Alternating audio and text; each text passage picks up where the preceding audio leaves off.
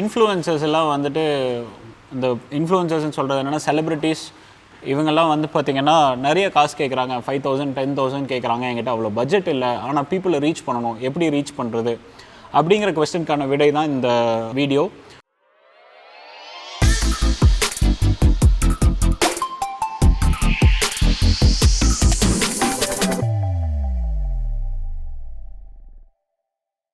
So இது வந்து பார்த்திங்கன்னா நம்ம ரீச் அதிகம் பண்ணுறதுக்கு பெய்ட் ஆட்ஸ் யூஸ் பண்ணலாம்.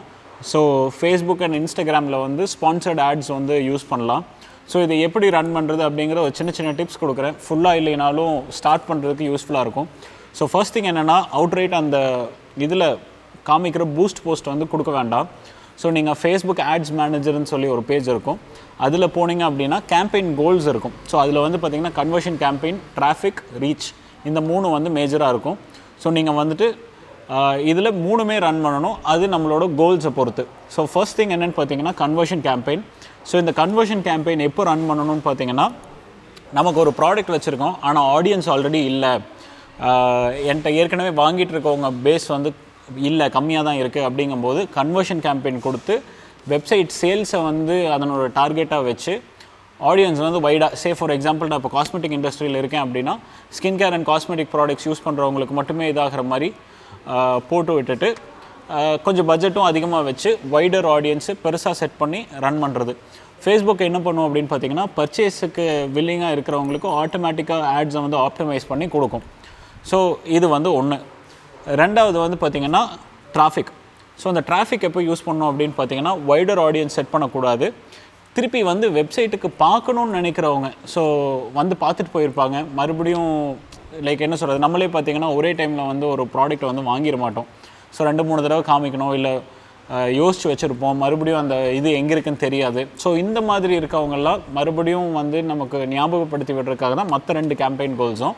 ஸோ ரெண்டாவது இருக்கிறது வந்து டிராஃபிக்கு.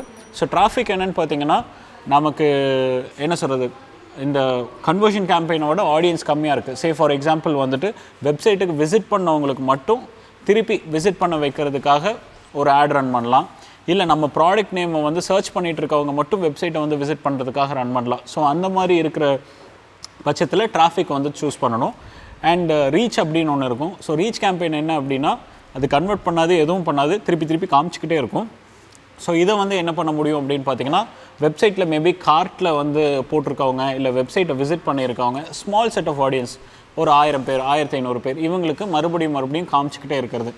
ஸோ பெரிய கம்பெனிஸ்லாம் வெப்சைட்டை விசிட் பண்ணிங்கன்னா அதுக்கப்புறம் பார்த்தீங்கன்னா ஆடு வந்து பின்னாடி ஃபாலோ பண்ணிகிட்டே இருக்கும். ஸோ அது வந்து மோஸ்ட் ப்ராபப்ளி ரீச் கேம்பெயின் தான் கொடுப்பாங்க.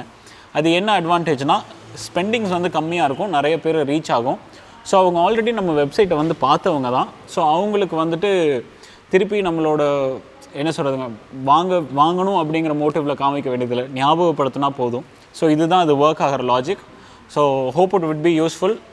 ஸோ இதை பற்றின இல்லை டிஜிட்டலாக வந்துட்டு ஆட்ஸ் ரன் பண்ணுறது, ப்ராடக்ட்டை டெவலப் பண்ணுறது, பிராண்டை டெவலப் பண்ணுறது, இது மாதிரி கொஸ்டின்ஸ் இருந்தது அப்படின்னா மறக்காமல் கமெண்ட் பண்ணுங்கள். Be answering to your questions. This is Kaviraj Mohanasundaram signing off. By.